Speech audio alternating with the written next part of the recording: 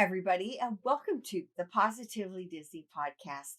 My name is Kimberly Bouchard, and I'm your host and the author of the Positively Disney book series from where this show comes from. Just want to welcome you guys out there and my Facebook followers and Twitch TV folks out there. I hope you guys are having a lovely day. Finally, we are seeing some sunshine in the Pacific Northwest here, so that always makes things a little bit better, doesn't it? I just want to thank my sponsor, Michelle McCune, over at Years of Experience. 732-735-1779 is her number. And if you want to reach her, MMCKEOWN at themoustexperts.com. And if you are dreaming about a Disney vacation like I am, she will put a terrific vacation together for you, whether it's concierge, you're dealing with special needs. And the best thing about it is that besides having everything crossed off on your to-do and want list, you have texting privileges with her while you're on vacation. How wonderful is that? Anyways, I am so excited about my guest tonight. I don't know how many of you guys have gone to the Living Seas at Epcot. That is usually one of our go-to places when we are there. And we've been going ever since the kids were really little. And I absolutely love it. I'm so enthralled with the dolphins, the manatees, and the sharks and the turtles and all of that. And I actually had a bit of an adventure there that I'll share with you in a moment. Before I go on, just want to welcome Chad, my husband, Kelly, and Gina to the show. Thanks for joining me tonight, you guys. So, Living Seas, there are so many tours. I know last week we talked with Donna, who had told us about several tours, and Epcot also has really wonderful tours. And this particular one that I was on was Dolphins in Depth, and it was when I did it about, oh my gosh, how many years ago? 27. Could it be 27 years ago? No, not that long ago. I'll have to figure out how old I was. But anyways, we had the kids and it was our anniversary, and we decided to do something special. Well, my husband actually booked it for me. He did the at Typhoon Lagoon. He did the surf thing where you are at like some ungodly hour, because we were there at like 5 a.m. or 6 a.m. before it opened, and he took surf lessons, and I got a chance to do the Dolphins in Depth behind the scenes tour, and it was one of the most amazing things. It was a 4-hour thing at that time. This at this stage it's a 3-hour tour, and you spend 30 minutes in the water with the dolphins. But I will tell you, that went by, it felt like 20 minutes, and I had this smile plastered on my face that actually my face muscles were hurting in the end. It was so phenomenal, and I'm so happy to see that it is still there actually.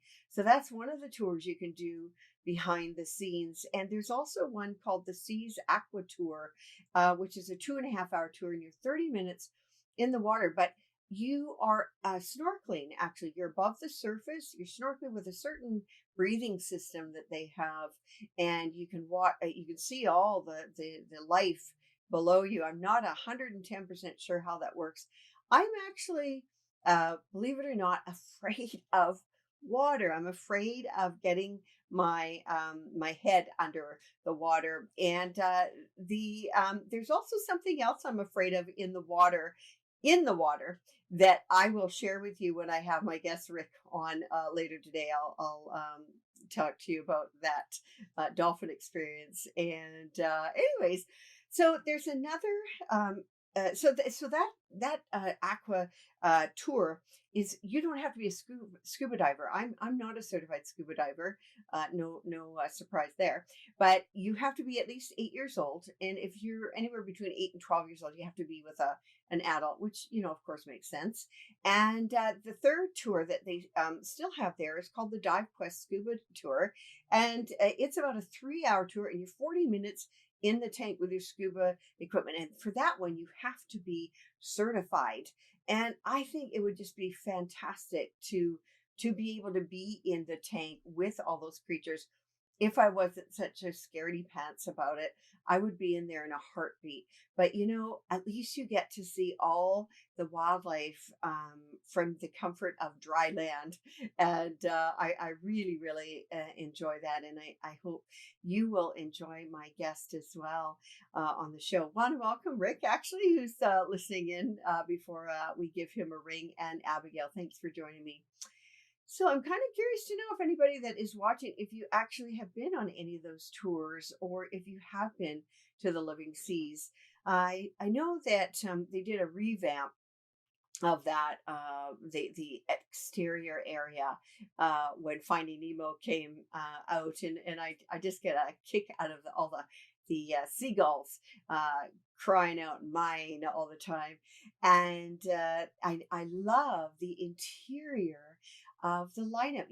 Often if you are in another attraction, you have a fast pass line or you have the regular line, and sometimes in those fast pass lines, you actually miss out on all the little details that are prepared. And I actually love the line to get into the pavilion itself, because they make it as if you are under the sea. And when you look up, you kind of see the bottom of a boat, and it just gives you that really nice feeling that you are actually underwater before you go in. So, of course, Disney does it brilliantly, and the details are phenomenal. And I love the little sort of interactive area for the children. I know that when my kids were really little, we would go in there too, and they'd have these little tanks in there that sometimes you could interact with the actual sea animals, or they'd have little other interactive activities. But at any rate,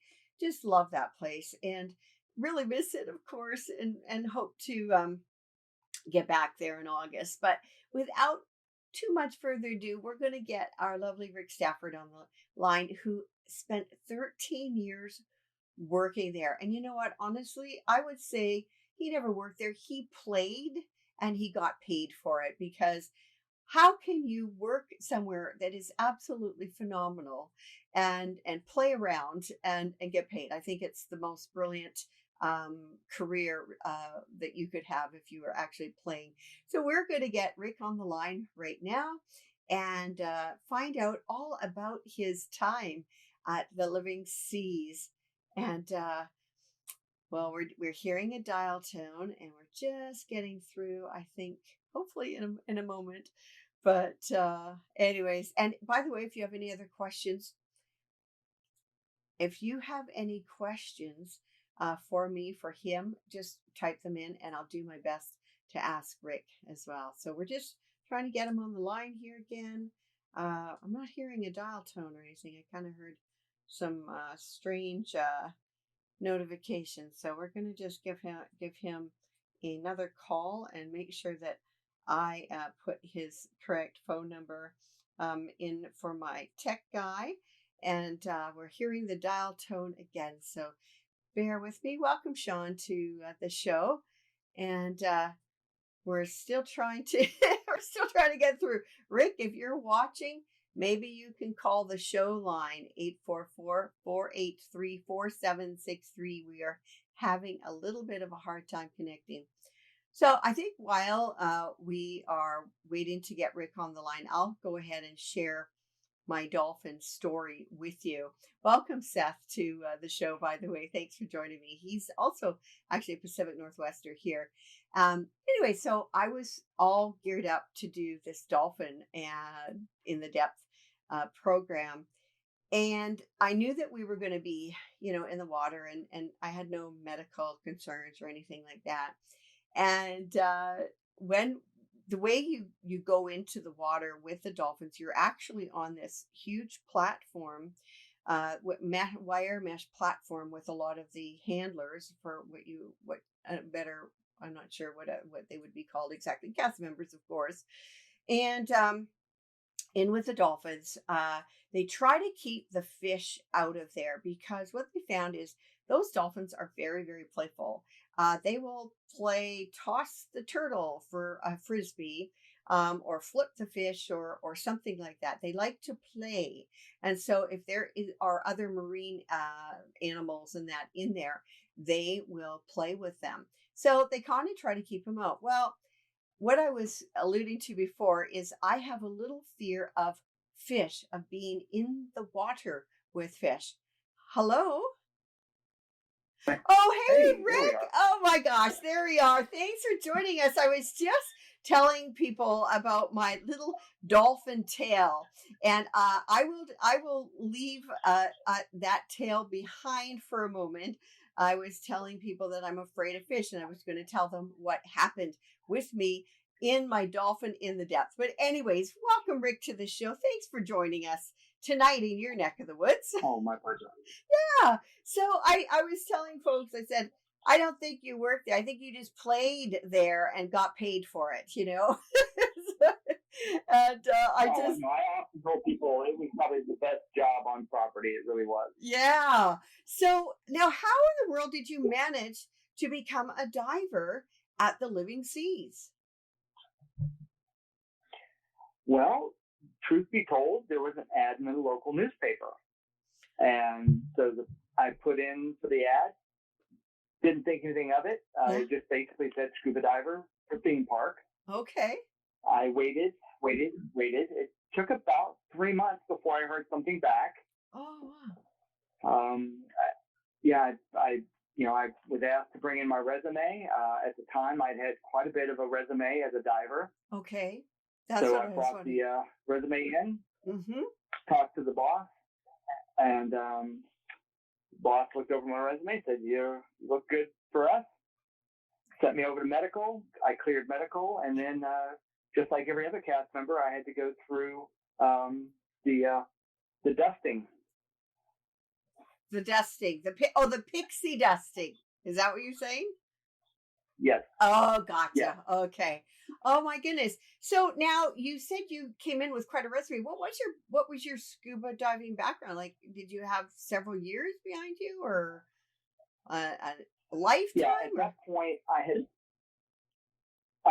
been a diver since I was 17. Oh wow. Okay. And then from there, I'd gone on to do both military, law enforcement, and fire department dive team training. So I had quite a resume. My goodness. So you were a good catch. No pun intended there. Oh my goodness. So now there are 3 departments at the Living Seas, right? 3 departments that you can work in, I believe. What are those 3 departments, and which one did you work in? The most prominent department is actually the marine mammal department, and Okay. those are the ones that run the dolphins and the manatees that are there. They rank pretty high as far as the echelon. They're followed by the Aquarius team, Okay. and both the marine mammal team and the Aquarius team both use college interns in marine biology. Wow. And the Aquarius team is in charge of all the other animals that are not mammals. Okay. And then the third team is the dive team. Okay. And or the dive quest team, which is what I was part of. Gotcha. And dive quest team, we operated the aqua tours program. We, at the time when I started, we were in charge of coral reef maintenance, and then of course we did the dive master or the dive quest program. Nice. So what did you do your first year there? What did they have you doing? My first year, and it's changed now, but at the time, the dive team was in charge of what we call the lockout chamber. And the lockout chamber is a huge tube, for those who haven't been there, in the middle of the sea base. And I call it the sea base because when I started, it was still sea base alpha. It wasn't right. Nemo and Friends. Oh, yeah. Okay. And so in the middle of the sea base was what we call the lockout chamber. And it was a large tube with a submarine lockout chamber at the bottom. Okay. Oh. And my job was to do an educational program for the audience every 30 minutes. And so 30 minutes, I would come out dry, do a presentation, go into the lockout chamber. They would fill it with about 4,000 gallons of water. I would swim up and out of sight, and to the audience, they thought I was swimming into the main environment. And then, 30 minutes later, I would come back down, do my presentation from the water. They would drain or what we call flush the tube. I would come back out, and then I would sign autographs at the end and do photo opportunities with guests. Okay. Now, is that a freshwater or a saltwater tank? Like, is it connected with the rest of the aquarium, or? To break magic, it's freshwater. Okay. It is not directly connected to the environment. Okay. No, that's fine. I was just curious to know, because now you did some other thing. Like, what did you do inside the tank? I mean, I don't think you just kind of stood there or swam around, right? I mean, it's kind of that tube is kind of small, isn't it? Well, when I was doing it, we had a lot more leeway. Okay. Now it's run by the educational department, and so their spiel is very locked down. So they have to do everything by the book. And but when we were doing it, we would actually be allowed to stay in the environment or in the tank between shows. And we had these little magnadoodles that we would give out to the audience, and I would have one that was in the water. Yeah. And so we could communicate with guests. Guests could ask questions, and I could communicate. I could draw. One of my favorites was I would draw a Mickey ears on the magnadoodle and hold it over my head. So I had Mickey ears on the water. Yeah. Oh, that's so neat. That's a great way of doing that, because if you have a question, I mean, how you're not going to be heard, right? If you're trying to communicate with the diver, correct. That's a great idea. I like that idea. So yeah, and we would communicate with hand signals as well. So the dry person who ran the controls would teach the audience members how to communicate with me using diver hand signals. So we could communicate a little bit, so they would actually be educated on some of those as well, which is kind of cool. And then I would blow bubble rings and entertain them with bubble rings and blow bubble kisses against the glass or hover upside down. So all kinds of fun stuff. Yeah. Now you pulled a prank on people. What I think that was. I think I would have had a heart attack actually if I would have been watching you. But if you could share with the audience what you did. Well, yeah, what I would do is on what we call the flush. One was the fill, one was the flush. In fact, the duty we sometimes referred to as being the tidy bowl man, because you were in the bowl when it was being flushed, just like the old commercials. So what would happen, we would stand in front of the big glass window, and as soon as the controller hit the button, you could audibly hear the valve open. Okay. Well, it takes about 45 seconds before the water gets down to you. Well, what I would do is I would take my regulator out of my mouth, and I would blow bubbles, as you're supposed to as a scuba diver, and I would blow and blow and blow. Now, again, my regulator is floating freely behind me. I'm not holding it. And you watch these guests, and the water just keeps coming down, but it's slowly coming down. And of course, I can hold my breath for about 3.5 minutes. Wow. And so I know I don't have a problem. Okay. But then as the water breaks the lip where the tube meets the chamber, it gets very turbulent. So all of a sudden, the water becomes very bubbly, and people in the audience lose sight of me. So it's almost like a Houdini trick. And then as the water continued to go down, I would drop below the windowsill so no one could see me. And as the water cleared away, I was gone. And then, you could see people looking around like, where did the diver go? Did he go down the drain? Where did he go? Yeah. And then I would pop up doing a big ta-da and get a big round of applause for it. Oh, that sounds fun. I mean, as I said, if I would have, that would have been a little worrisome. And 3.5 minutes, I can't hold my breath 3.5 minutes. Oh my gosh. So you how long did you work the dive chamber? Because I know you've done a lot of other things. So how long did you work in the chamber itself? The chamber I worked for about a year. maybe a Okay. little more than a year, but I know it was a good solid year of Okay. my first year there Okay. before I graduated over to the main tank and started doing coral maintenance and then working initially with Dive Quest. Okay. So that's the tour. Is that's the tour with the other scuba divers, correct? Correct. Correct. Oh, Yeah. okay. Okay. Now, what so I mean, I have been in the Coral Reef restaurant. And I've seen some interesting. I think we've only seen one or two scuba divers at any time. We haven't gone to that restaurant frequently, but we did see some divers there. Did you ever have a chance to be in that aquarium when people were eating? Hello? Hi, Oh, Rick. sorry. Yeah, you kind of got garbled and broke up. Oh, okay. I'm okay. Yeah, I was just wondering if you ever made it into the Coral Reef restaurant's tank. Yes, yes. In fact, a lot of times after we'd had a night of diving, we would be asked to go over to the coral reef while we were still wet in our wetsuits. So as soon as we broke everything down from the Hmm. night's dive, Hmm.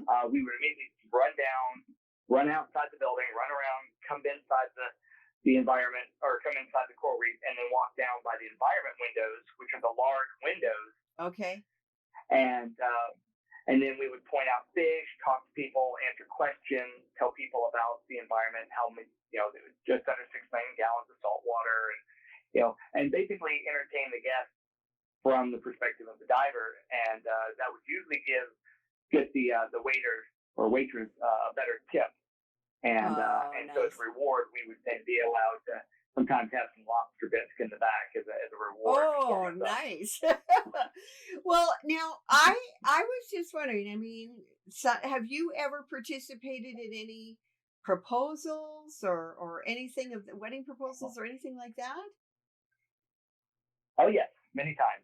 Wedding proposals both under the water, in the VIP lounge. We've had proposals in the actual VIP lounge, which is there's the coral reef, which is on the bottom level, Hmm. and then right above that, a lot of people don't know this. There is a VIP lounge, and that is used by special events, Christmas parties, wedding receptions, and so we've had a few where they've been booked out, and then Mickey gets hired in to go and scuba dive with us. And yes, Mickey is a scuba diver, certified scuba diver, Okay. and so Mickey shows up, and then we become safety divers for Mickey, and Mickey will go over with a sign asking, so and so, will you marry me? And then of course, the person drops on their knee, and we're outside the window, so we actually watch the proposals happen. And Oh. I've been witness to it underwater, and we've actually had weddings performed underwater. Oh my gosh. Oh my goodness. I didn't think you could get married in the tank. Oh, you've got enough money, you can do anything in that Oh, tank. okay, okay. So, okay, so are these people like on the dive quest, like the dive quest program or something, and then all of a sudden there's a proposal that they Yeah. had? Oh, okay, okay. Oh my goodness. So that I would think that if you saw Bubbles, that meant that she would say yes, right? I'm just trying to imagine how that would go. Well, she would normally, give the okay sign as her yes, Oh, or she okay. would just bolt to the surface and it was a no. Oh dear. Oh my gosh. That must be a real fun thing to be a part of. And so now when you say there's a wedding, like how in the world, tell me about that wedding or a wedding that you were privy to be a part of. Well, the wedding that we did was actually done with specialized scuba equipment that required what we call full face masks that had communications equipment. So Oh, that way, and there's an earpiece that goes over the ear so you can hear, and there's a microphone inside the mask, okay. and there's a button on the front, and so when you go to talk, you just push on that button, communicate, let go, and that's how all the conversation between the officiant, the bride, and the groom communicate. Oh, for goodness sakes. And now you are So part of that. Are you one of the witnesses? Or are you just sort of backup scuba guy to yeah, help? we're witnesses and safety divers to the event. Oh gosh, that's wild. So Yeah. now what tank would that take place in? I'm curious to know. It takes place in the main environment, which is what we call the main tank. The tank Wow. is broken into two parts. Yeah, the tank has 3/4 of the tank is the main environment, and then Right. 1/3 or 1/4 of the tank is what we call the dolphin quadrant, and that's where Okay. the dolphins. Hang out. Oh my goodness. Yeah, That and yeah. that's where the dolphins in depth program is run. Right. Okay. And maybe I should share with you, since we just touched on the dolphins in depth. I was just at the point where you could go out onto that wire, well, that's the platform, if you will, and you are invited to hug a dolphin. And I was also telling the folks that they didn't like to have the fish and the turtles and that around the dolphins because they like to play with them a lot.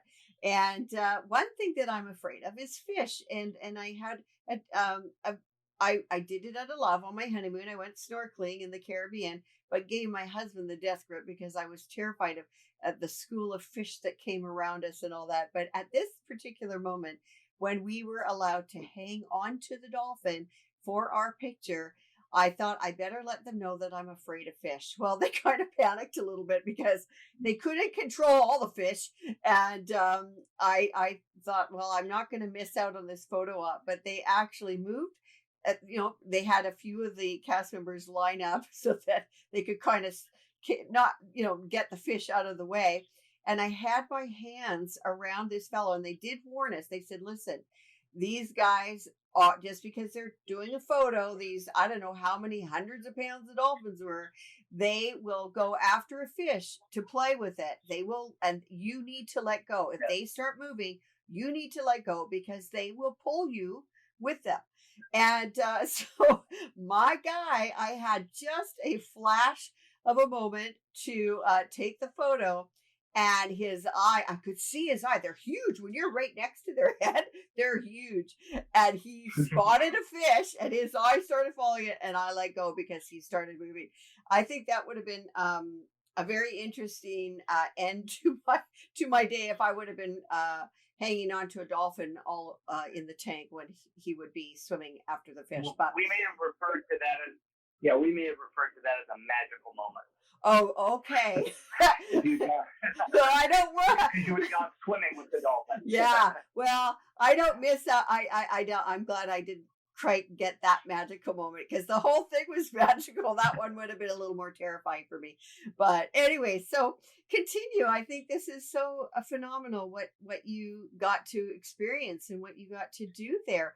And speaking of magical moments, I mean, there must have been some magical moments provided for you you or other people in there, I'm thinking, for guests. Oh yes. Yeah, for guests, totally. One of the things I loved doing was when we had some downtime was I would walk through what we call the ITM or inner tank module, which is the viewing area that everyone who goes there can walk around, and it's got big glass windows. Right. And what we would do is we would walk down and just randomly grab a family and say, hey, I'm going to give you a magical moment. Follow me. And I would swipe into the door, take them up the spiral staircase, and then lo and behold, they would enter into the top of the tank. And now they're looking at the water from above, and they can see the entire tank and how big it really is. And so they get to go up there, and I'll do some photo ops with them. Wow. And again, it was we had to get approval. Yeah, we had to get approval for this. We couldn't just do it anytime we really wanted to. But it was encouraged that we took time to do about one or two magical moments per shift. Wow. Oh gosh. That must have been fantastic. I'm curious to know so you were looking for families particularly or Did you have sort of an age range? Because I'm trying to think that maybe a baby in arms wouldn't have worked very well, but I don't know. No, you look for small children, usually between 5 and 10 year olds, or good ones because they're so awestruck Right. by Yeah. the whole. 1 minute they're looking underwater, the next minute they get to see this environment. If for those of you who don't know, the Living Seas is big enough for the Epcot ball to sit inside with about 10 feet to swim around the outside of it. That's how big around the tank is. Holy cow. Whoa, boy, that puts that in perspective. Wow. So there's a lot of behind the scene tanks then, I would assume. Because that's a massive amount of water. Well, what you see at the top of the IDM is big enough for the entire ball to fit in. Like I said, if you were to take the inner tank module, which is that module in the middle that you use as an observation area, right? The ball would fit in about 23 feet deep. Still, oh my gosh, in that. And wow. That's incredible. Yeah. Wow. Yeah. Wow. Yeah, just under 6 million gallons of salt water. Wow. I wouldn't even imagine that. Holy cow. So and we do have other tanks out back. You do. Yeah, I would imagine dealing with it. Something that one of my sons was always interested in studying sharks, and we had gone to the Newport Aquarium in Oregon one time for Shark Day. And so of course, everybody's always looking for the sharks in the big tank, How do they feed those guys? And do they not want to eat the fish around them?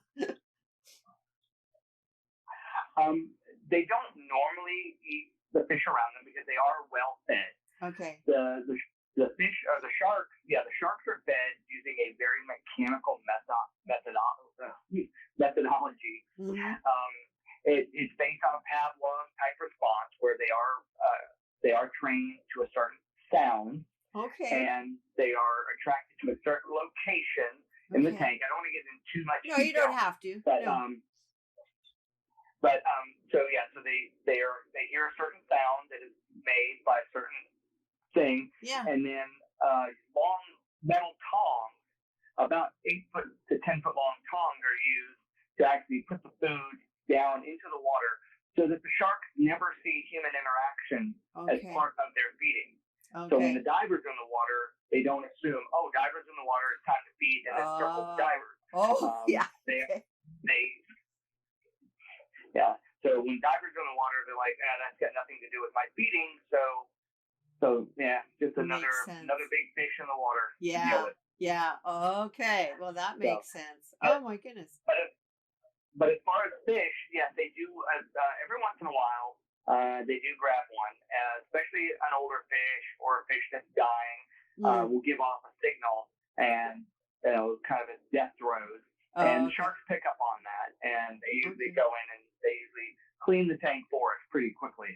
Oh, okay. Well, that's kind of handy in one way, I guess. Oh gosh, are there? Yeah, exactly. Are there any other things that you want to share with us about your adventures in the tank? Oh, where do I start? So many great adventures. Well, when I first started there, we only had Dive Quest. And as I was there, I got to watch the pilot program start for Aquatours. Now, you were trying to explain Aquatours to people earlier. Mm-hmm. I can kind of help fill in the blanks for you. Thank you. Aquatours is basically, Aquatours is basically a snorkeling program, but instead of using a snorkel tube like you would if you go to the beach, you are actually on scuba. You're on a small scuba tank with a scuba regulator, but instead of wearing a vest that allows you to change your buoyancy, you're wearing a life jacket type vest. So you basically are a cork on top of the water. You cannot bob down if you try. You just pop right back up like a cork. Okay. So we tell people, don't try to swim underwater. You may be on scuba gear, but you're not a scuba diver, so you're going to be on the surface. Yeah. Yeah. And so it usually gives them about 30 to 35 minutes if they're being casual about their Okay. swim. Okay. But if they're carrying around the top of the water like a motorboat, they'll usually breathe through their entire tank, and we'll swim up and we'll check their gauges, and if it's red line, we'll tell them, hey, go back to the platform, and we'll give a signal to the dive master that's on the platform. He'll have a tank ready. Okay. They don't even have to take the gear off. They just back up. We take the valve off, pop a new tank in, put it back on, and off they go. Usually within about a minute. So they don't lose a whole lot of time. Right. Okay. Now there is something. Now you had mentioned to me actually about the Historic Dive Society and something along those lines that you did with them. And yes, there was a time the Historical Diving Society would come in on an annual basis. Now again, I don't know if I believe they stopped doing it while I was still there, but for about 5 or 6 years, they would come in annually, and they would allow us to be trained in the Mark V diving gear. Now, for those of you who don't know Mark V diving gear, that's the historical Navy dive gear with the big copper helmets and the weight across the chest and the big Frankenstein boots and the canvas suit. And so we would put that on. They would put us on a hoist and lower us down into the water, and then we would walk around on the bottom and interact with guests up in the windows and stuff while wearing the big, heavy, ancient historical diving gear. That's incredible. I mean, that must have been very heavy, and that's why you could walk on the bottom. Then I guess is that what? Yeah. Okay. Yeah. Okay. Yeah, and it was funny because most people, when you see the helmet, you see the big window in the front of the helmet when the divers are sitting upright. That is not actually when you're walking around, that's actually the working window. The window you look through is actually above your head. Like if you were to take your sunglasses off, put them up on your forehead, that's about where that window is. Okay. Because you're bent over when you're walking. Oh. And so you're looking through that little window. Gotcha. Okay. You know, go ahead. I was going to just ask go ahead. That you see in the front. Yeah. How do you breathe in there? Yeah. How do you breathe in? Like, I mean, because you've got this massive helmet on. So are you sort of breathing? Do you have anything in your mouth, or is it just sort of, is your head just in that? No. Oh. No, there is actually there's a hose that comes in. You have what they call an umbilical, and so you have a hose that's connected from the surface, and there's a compressor pumping air down to you.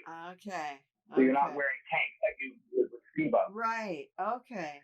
And wow. And then there's a valve that you use with your right hand and on the chin, and you can turn the valve up to increase the pressure or turn it down to decrease the pressure of air coming in. Okay, so if you were thinking that you weren't getting enough air to breathe, then you could just turn more air on. Is that what you're telling me? Well, the suit. Well, the helmet is attached to the suit. Right. It's all one. It's basically like you're wearing a submarine. Okay. And so what can happen is the suit, the big canvas suit, the deeper you go, water pressure begins to act on the suit and compress you. So you feel like you're being crushed. Oh. So you turn up the air pressure, you turn the air pressure up, and it then starts to fill the suit up. And so you dial it up and down. Yeah. There's a lot of micromanagement of the air supply. It's not something you just set and forget. You're constantly, and like, let's say you have an ear squeeze where you're not able to clear your ears. Yeah. Well, there's a really scary but effective technique where you look straight down, you turn the gas up just slightly. Yeah. You undo the wing nut and you pop the window open. So now you basically can reach up inside your helmet. Okay. Clear, squeeze your nose, clear, work your jaw, clear. Then Oh you my close the gosh. window, Yeah. tighten down the wing nut, Yeah. take the pressure down, stand back up, and continue on your way. Oh my goodness. I So think that I've seen something like that in the lineup, like to go into the Living Seas Pavilion. I think they have something like that. And that would terrify me. I'm they used claustrophobic. to. Oh, they used to. Okay. Maybe I haven't seen that for a Yeah, while then, yeah. but I think that. That was part of when it was back in Sea Base Alpha. They oh, had all okay. the old diving gear, and then it had the big gym suit, which is it truly is a one-person submarine that was in the environment. They had the Mickey Pito, which Oh, was a competitive underwater manual submarine. So oh, there's some that's cool neat. stuff there when it was Sea Base Alpha. Yeah, my goodness. Now I know that you had a little bit of an adventure with one of the creatures there. Do you want to tell us a little bit about that? Yes, we had a very large sea turtle. We refer to him as FB, and he is about 500 pounds, and he was a loggerhead turtle, and he was very aggressive. And so one time I was cleaning the coral, and unfortunately, because of the lighting, I wasn't able to see where he was in reference to where I was on the bottom. Mm. And as I was scrubbing, apparently I was right where he wanted to be. And so instead of just settling down next to me, he decided he was going to be aggressive. And he came in and caught me on the side of my scalp and bit down. Well, luckily it was on the side and not across the top. Yeah. Because I had range of motion to the right. Yeah. And was able to clear my head from his beak. And I heard the large snap of his beak as he tried to bite down. And of course, he put a nice little scratch along the side of my scalp. And of course, I got away from him. We filled an incident report out, and he had done some other things. Yeah, so he had caused some other ruckus with other divers. So eventually, after a couple of attempts at retraining him, they moved him to another location in Florida with another turtle preserve. My goodness, 500 pounds. That's like, I don't know. That's what, three men at least, weight. Yeah, he was massive. I wonder how old he would have been. He would have to be very old. I think. I mean, that's. He was. He was pretty ancient. Okay, so he was kind of stuck in his ways, I think, and maybe didn't want to be retrained. Yeah. Oh gosh. Yeah, he had done some damage to the shark.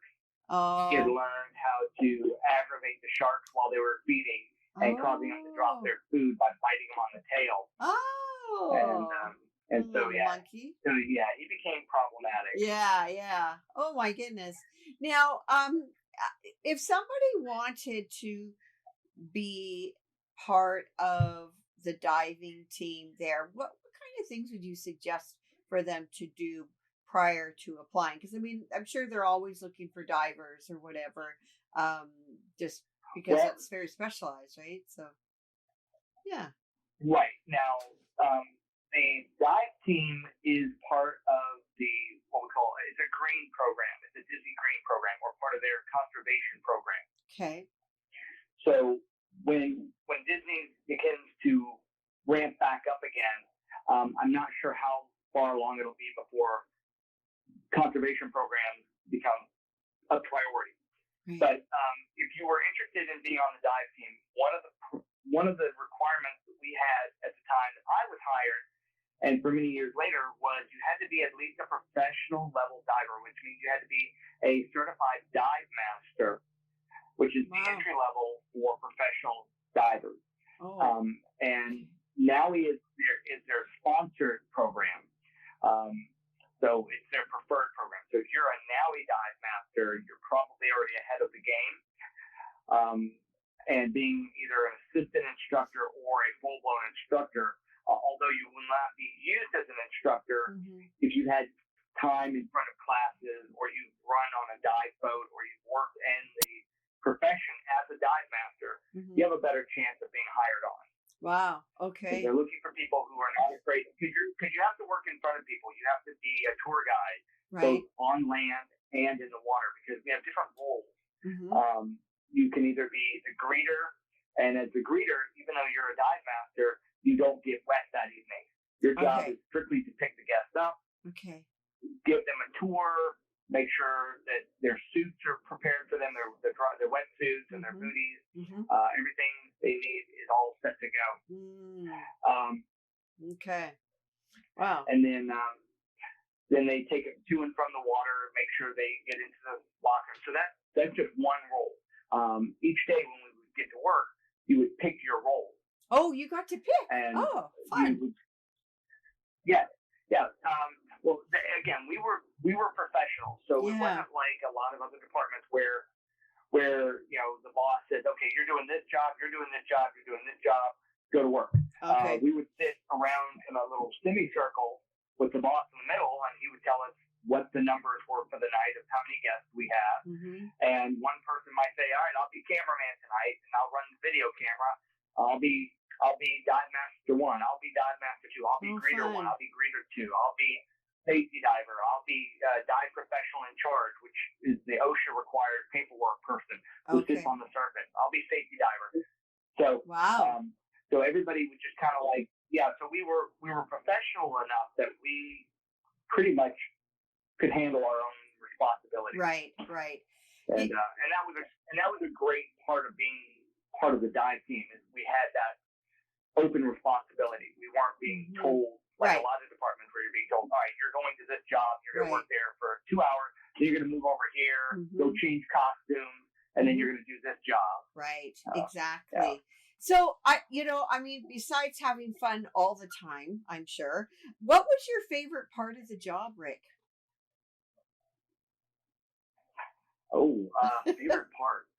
Interacting at the windows with guests that were in the intake module.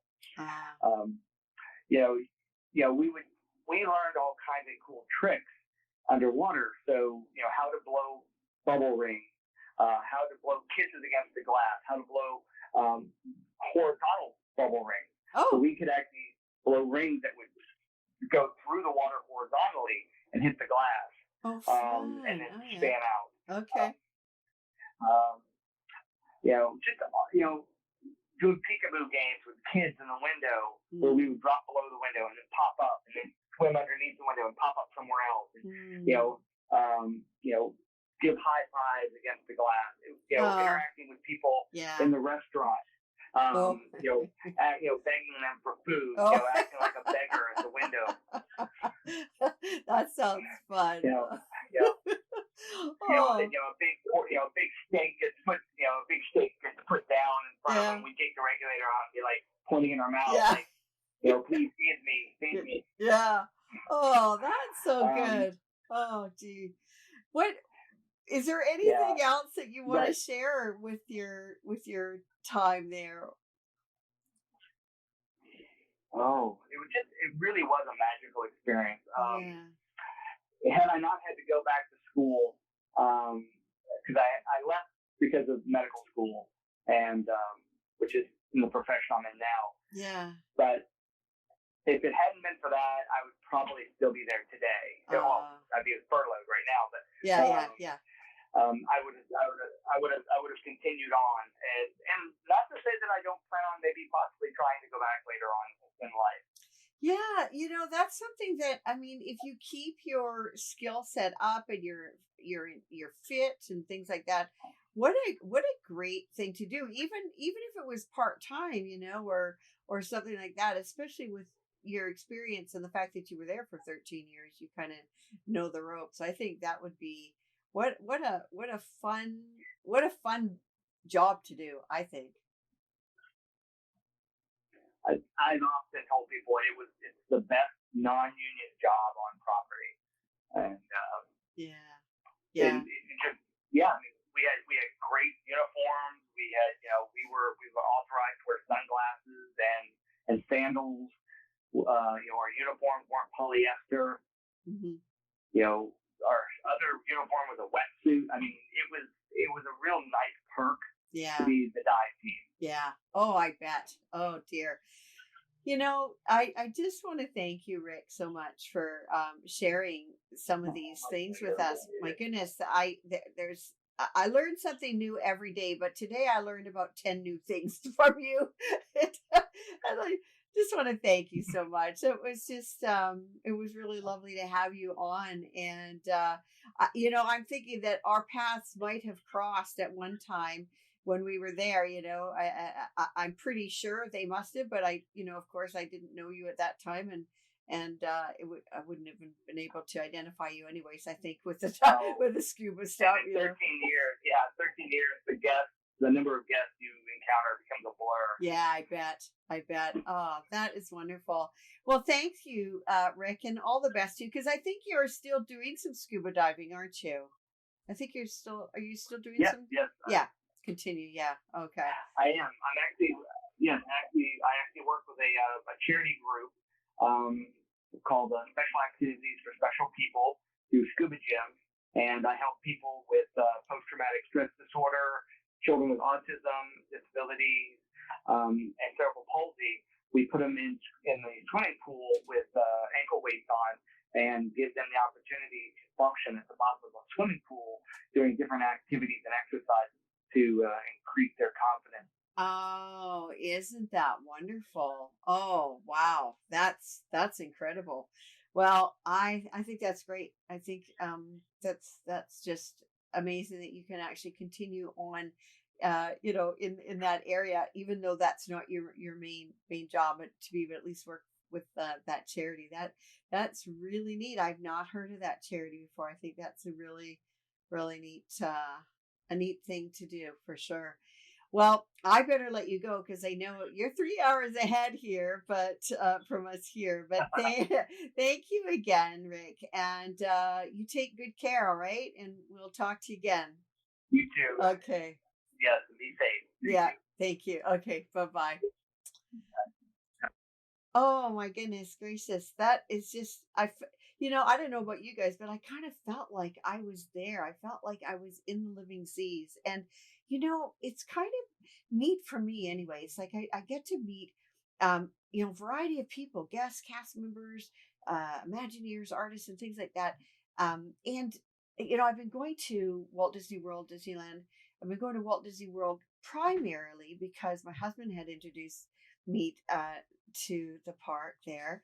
And, I often wonder how many of you guys out there are in the parks at the same time I am or have been in the past. And I think there's got to be some kind of uh, sort of interaction, from afar that we didn't even know that. And I've heard from some of you guys, and a lot, I mean, Facebook is wonderful for that, joining people in the various groups and things like that can actually either meet up or get to know each other or something of that nature. But I just think it's kind of neat that he probably was one of the divers there when we had gone with our children when they were really really young, and when they were a bit older as well.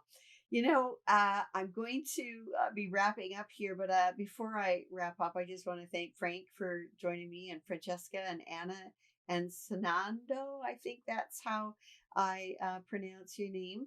And I just want to thank you again for coming and joining me tonight and spending a little bit of your time. And until we meet next week, which is I've got a very special guest that is got something to do with the Star Wars family, the original Star Wars family, in celebration of May the 4th.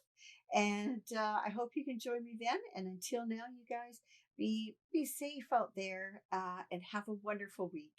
Take care. Bye for now.